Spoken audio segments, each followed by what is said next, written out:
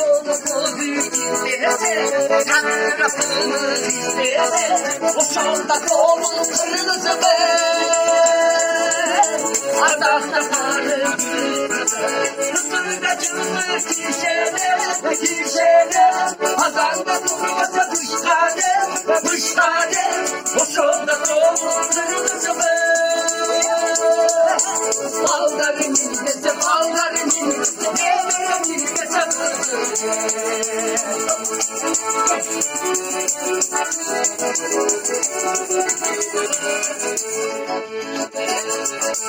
kızlar beş kapılar böyle, pazarda boy soyup evine, o şolda kolun kırmızı almadı başlar gidene, kıskırgacılıklı kişene, pazarda durmasa dış tane, o şolda kolun kırmızı baldarın millete, devre millete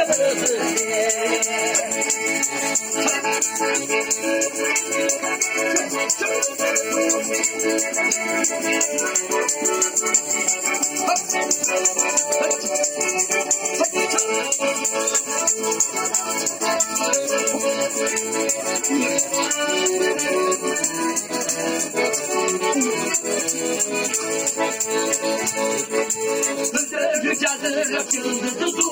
dünyası bulutlu kırgındı, sonunda yağacak çarpmadan.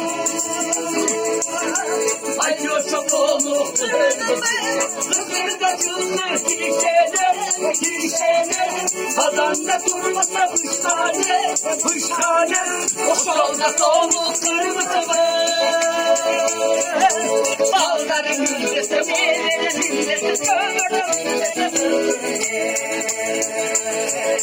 baldarın millete,